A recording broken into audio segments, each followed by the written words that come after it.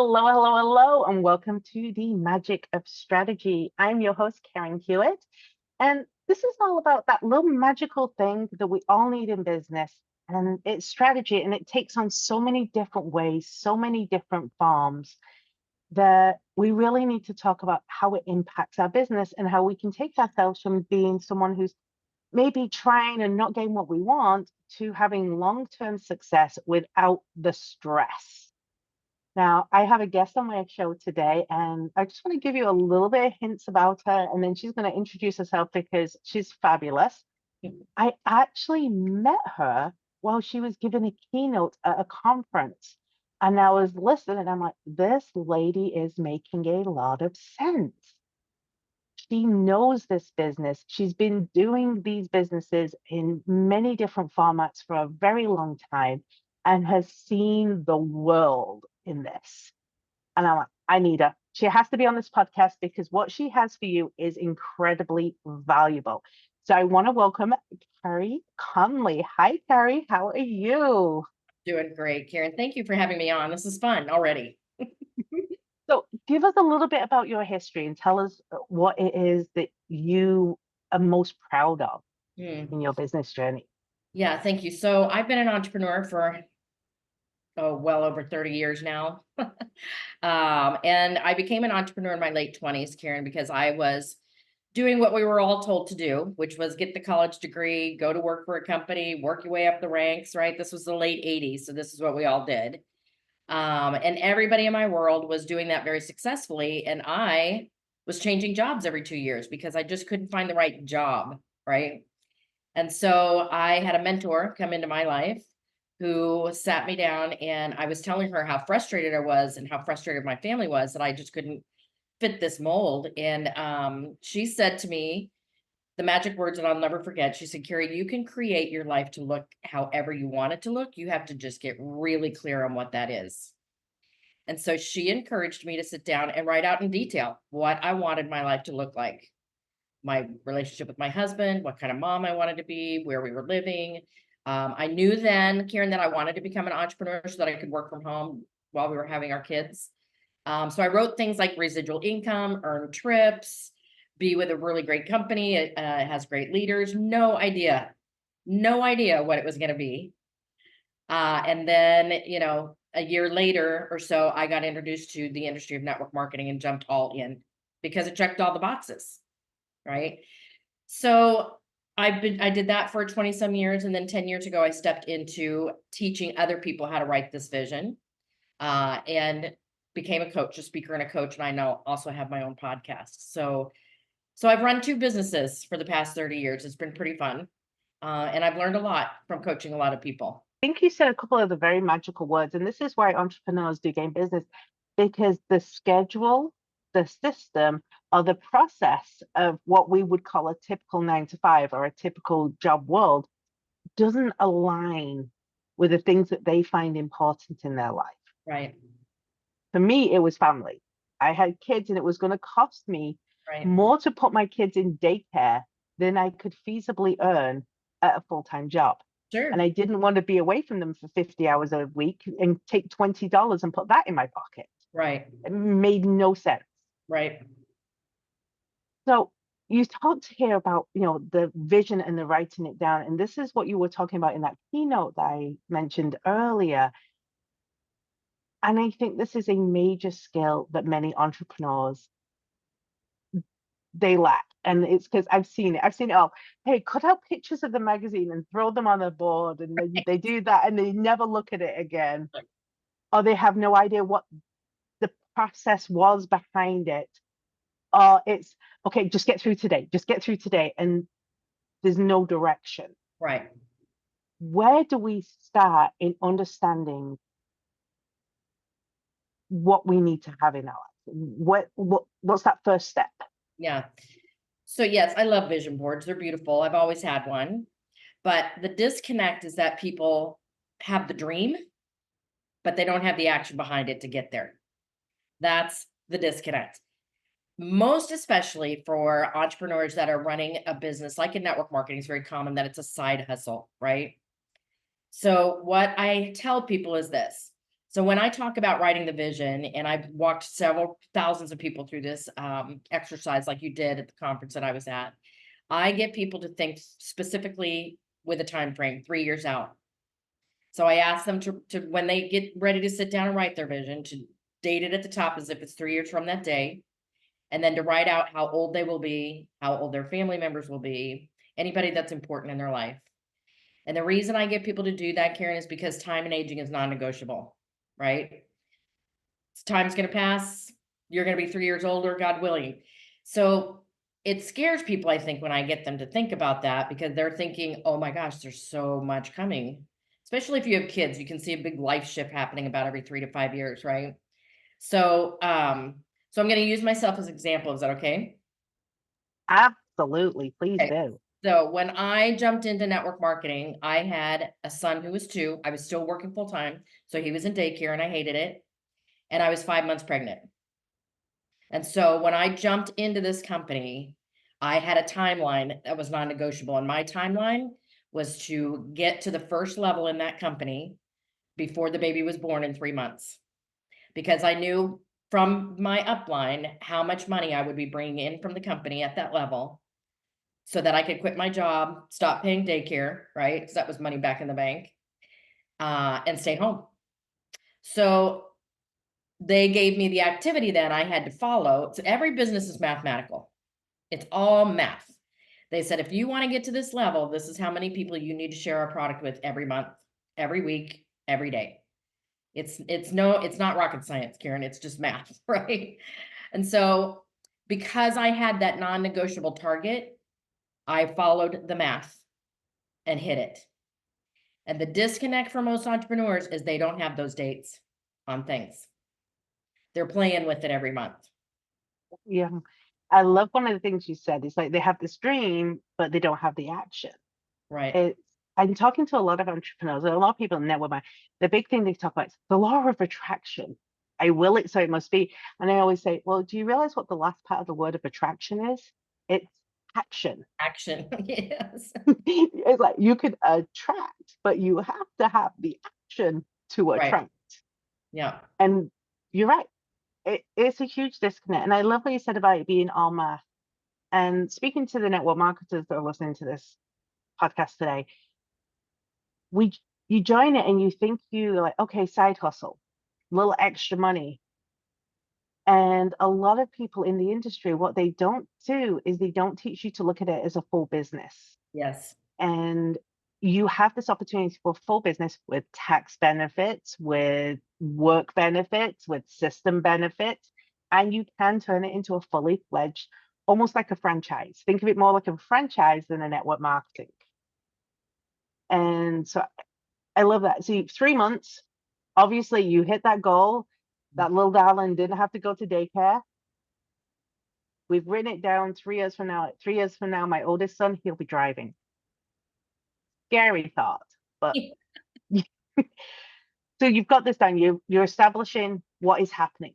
Mm. What's the next step that we need to take? Because we're all terrified. We're looking at this and going, oh my gosh, gray hair, kids driving, someone going to school, all these different things. What's the next thing we do? Now we're scared. Now we're scared. Well, so one, the only reason that you are fearful is first thing is it shocks me how many people, Karen, when I ask them, do you understand your compensation plan? Do you understand? Do you know what average income is going to be at each rank so that you know, okay, when I get there, I can be expecting this. And when do you want to be there by? So my next goal, once I hit the first rank, I wanted to get to the next rank so that we could start funding the private school we wanted to put our kids in. We knew how much the school was going to cost, and I knew what it was going to take to get to that level. Same thing with my speaking and coaching business, Karen. It's all math. I knew when I started speaking and coaching, how many people do I need to speak to every month? How many phone calls do I need to convert them into a client? There's no mystery to it. And I think what people fear is the not knowing what they don't know. I had to get educated. So when I started in my company, which is Arbonne, by the way, I sat down with the one and only Mercedes driving VP in the state of Colorado at that point and said, tell me what you did to get where you are and I'll follow your math. Right. So I took all the fear out of it. it's not about you. It was about me just doing the math every day. So you just have to kind of address, okay, what's the fear? The second thing is that most people look at that and go, wow, okay, so when I start talking about the math and the action, Karen, I can see them like literally gulp, right? Like I actually have to do this? Like, yes, you do. It's just a matter of, and here's the thing. I would coach a lot of people and I would walk them through all of these obstacles, but they still wouldn't do it. And I would have to just have a come to Jesus moment with them and say, look, this is your life, your business. If you are okay with you running it like a hobby, great, Mhm. right? Yeah, Just yeah, yeah. It's I tell leaders all this time is if you want it to be a business, treat it like a business. But if you have people who want it to be a hobby, let them have the hobby. right. This is and this goes for any business. It doesn't matter what business you're in. I know this is a very typical network marketing industry, but if you're a coach and you're coaching someone who wants to be a coach, but they're doing it so they can pay for certain things and not take over as a full-time job, don't push them to be full-time if they're not ready. Right. That's not your choice, that's theirs. Exactly. And I love how you talk about math, and I'm going to throw this one at you right now because I think this is a common problem in all industries. Yes. We're talking about the math. We're talking about knowing how many people it talks to. We're talking about knowing what we're doing. The amount of people and small business entrepreneurs, people in network marketing, speakers, coaches, authors, all of these, that when I say, well, how are you tracking it? What's your CRM? They look at me like I have just lost my mind and I am speaking a whole different language. And we have to go into, okay, so you don't have a system where you put everyone you speak to so you know where you're at in that process. And Mm. they're like, I just have to try and remember to connect back with them on Facebook. Are you also seeing that when people come to you for the coaching that they're not, and what things do you tell them to use to track? Oh, tool wise, I really tell them like, I don't care what tools you use, but you've got to have a system of some sort, right? And now more than ever, okay, so back in the day, Karen, so go back now. I started in Arbonne in 1993. Okay. So there wasn't all the apps and all the stuff. Hmm. So it was a physical tallying on paper for us. I used to meet with my team every Saturday morning for accountability, and they would have to talk about the math that we would follow was to get in front of 8 to 10 people every single week, right? Did you do that? And it was either a yes or a no. What moved? Where did they move? Did they say no? Did they say yes, I'll host? Yes, I'll join it was just a matter of having some sort of a way that you were doing your follow-up, however works for you, Yeah. right? And it So it's doesn't have follow up. rocket science. No. It's It's follow up and I'm hearing having micro goals yeah, because another one is this is why it's magical because the things that we teach are so simple that if yes, you put these little tiny steps in place, it can transform your business. And I want to be a six-figure earner. I want to have a book on the New York best-selling list. I want to speak to a 10,000 person audience. yeah, I want to open three locations. And that's the only goal that they have on their vision board. right. How would you say to break that down to have that on their visions, to have that on the systems? Because we talk 3 years in advance. What do they do now? I mean, how do they get there? Yeah. So once we've got the 3-year vision, we're really clear in as much detail as possible what life we're creating, who we want to become. I wrote a lot about the person that I wanted to become, the kind of mom I wanted to be, the values that I wanted to instill in my kids, the leader I wanted to be. So there was a lot of that of who I was becoming. So, and when I get people to write their 3-year vision, I tell them 2 rules, Karen. One, don't leave anything out because you think it's just preposterous based on where you are right now. If it's a dream and a desire you have, it's there for a reason. Everything gets written down. And the second thing is to write it in a very positive, affirming way. So stop using words like I'm trying, I'm hoping, it's words like I will, we've done, we're doing. The next thing we have to do, and this is where the coaching came in, where I coach people, is once I know their 3-year vision, we now reverse engineer the plan. So if this is where we're going to be in 3 years, let's talk about some really solid 1-year goals in every area of your life. And I'm sure everybody knows the acronym SMART goals, right? Specific, measurable numbers, attainable? Does it align? Attainable to me, does it align with your true vision? Relevant, and do we have a timetable on it? Right. So now we've got some solid 1 year goals, and we break the 1 year goals into 6 months. And then we take the 6 months down into 90 days, which is most successful people just get to the 90-day mark, and just that's what they focus on every quarter is what am I going to get to in the next 90 days that's going to move this forward. So once I knew that, I knew every month what numbers I needed to hit, which told me again how many people I needed to be in front of every week, which then went down to how many people do I need to talk to every single day. So it wasn't a big number. For me, it was reaching out to 3 to 5 people a day, right? Didn't take me a lot of time because I followed the system. I followed what our income producing activity was. That's another key thing. But the big word here is I was consistent, Karen. There were days that I didn't feel like doing it. I did it anyway. Because the vision of what I wanted for my family was bigger than whatever head trash I was going through that day, right?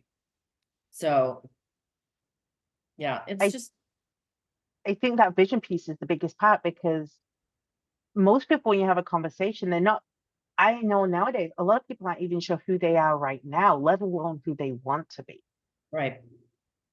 And digging down and really thinking about that is going to fuel a lot of you to Right. hit things that you never realized you could do before. Right. And personally grow, so much of when you are running a business is personal growth, and it's painful. I mean, I went through a lot of stuff, losing teams, rebuilding teams. My family was not a fan of me doing network marketing at all. Shifting my schedule with the kids' schedule was a time management skill I learned really early on. I learned how to time block like nobody's business. Then dealing with a lot of adversity. So you heard me share when I did our keynote that I've been through a lot of tough stuff, a lot of loss. The woman who brought me into Arbonne died unexpectedly, just hit the floor one night, and that was it. In the past 10 years, I've lost both my husband and my son to suicide 3 years apart. And so when I hear people talk about their inconsistency in their business because of life, I can address that and tell them, you know what, I get it. And the reason I keep doing what I'm doing now, because that's the biggest question most people ask me when they learn about my loss. The biggest reason I keep doing what I'm doing now is people need vision now more than ever. Right? So I know what my calling is and why I'm here. And even on the days that I don't want to do it, Karen, I do it anyway. Because it's bigger than me and how I'm feeling that day. Because I get reminded every single day that what I'm doing is here for a big reason. It's helped other people heal. It's a huge calling. And you, I knew when I saw you speaking on that stage that, okay, this is somebody with a message that more people need to hear. And every person that hears this about that consistency, that passion, that purpose, that having that vision, if you could take just 10% of what's being said here today and implement that, you're going to see a difference. Yes. If you take 50%, well, you know what, that difference is going to be a lot more. And if you go, no, I'm putting that line down today, and I will be consistent. So I'll do this every day. I will track my numbers. I will have my vision. I'll break it for my 3 year, my 1 year, my 6 months, my 90 days. You're not going to recognize yourself. Right.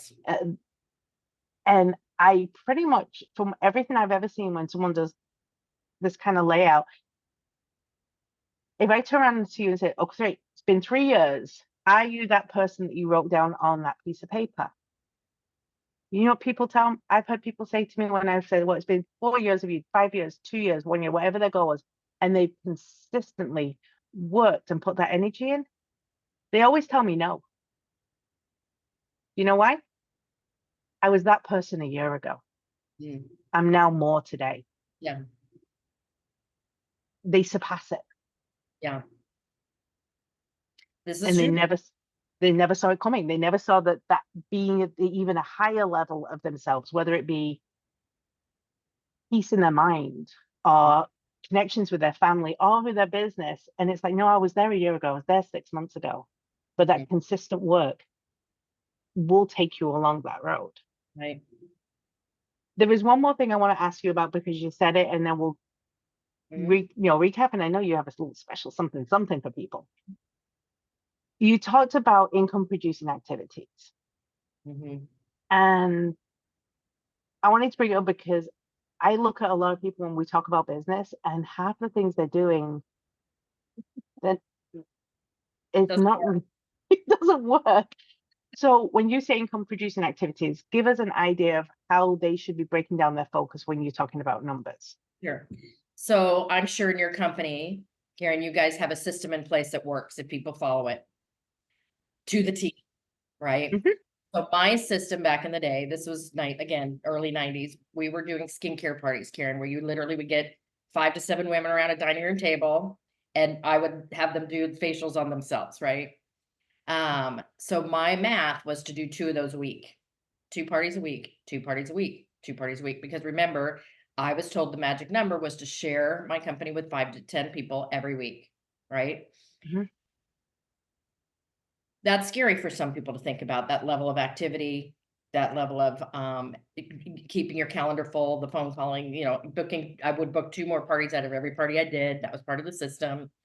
Um, but it would scare some people to do that. And they would say, what I'm going to do is I'm just going to hold an open house, and I'm going to go around my neighborhood and put flyers on the door, and then people will come. Mhm. No, they won't, because I tried it. So you just have to, and I know why people do that, Karen. It's because they fear getting out there and actually talking to people. And they also fear what people are going to think. They're going to fear, what is this? What if this actually works? There is the fear Yeah. of success as well, right? So you have to plug into, like I told you, I reached out to the one and only Mercedes driving VP in the state of Colorado at the time and said, tell me what you're doing and I'm going to do it, because Mhm. she obviously she was where I wanted to be. Yeah. So we just can't deviate from the system, especially in network marketing. And even in business yourself, if you're a coach, Yes. you can't spend your time going, well, I'm going to spend the next 3 hours creating a video that I'm now going to edit perfectly to put online in hopes that have conversations, talk. It's like we have if you're an author, well, I know I'm supposed to write 10,000 words this week, but instead I'm going to go and pick out colors for the font for my book. There's no point doing that until you have your book. Yeah. Think about what's Yeah. Sorry. Go ahead. Yeah, I was going to say, think about what is actually going to move you towards the goal. You can make it pretty later. Right. Yeah. Same thing in the speaking and coaching world, Karen. So 2 things I'm Yeah. going to talk about that you brought up. One, most of the speakers that I know are doing, pushing out social media here and there. They're not consistent with the strategy around that either. Calling themselves a speaker, but not doing the reach out activities to get those opportunities. They just feel like, well, I just figured if I told people I was speaking and I had a story, they'd start knocking on my door. Oh my word.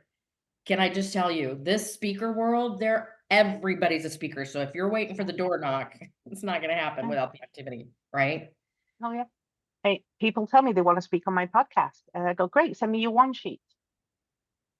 My what? Yeah. Yeah. Right. So there's that. And then there's also doing the right things in the wrong timeline. So you're talking about a book, Yeah. all right? So a lot of speakers and coaches that I coach come to me and say, I'm super excited because I'm working on my book. And I'm like, that's great. But how many clients do you have right now that are paying you? They're like, well, I figured if I get the book out, then people see me. And I'm like, no.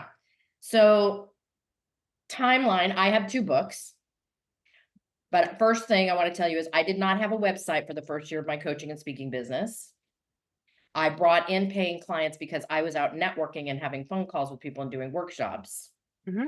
because I needed to prove that what I had, people would buy. So then we finally went, okay, we figured out my brand. Let's put a website up. Great. And then it wasn't 2 years until I wrote my first book, which I'm going to give your listeners today, which is my workbook, Vision is Victory. So it's a timeline thing. So Yeah.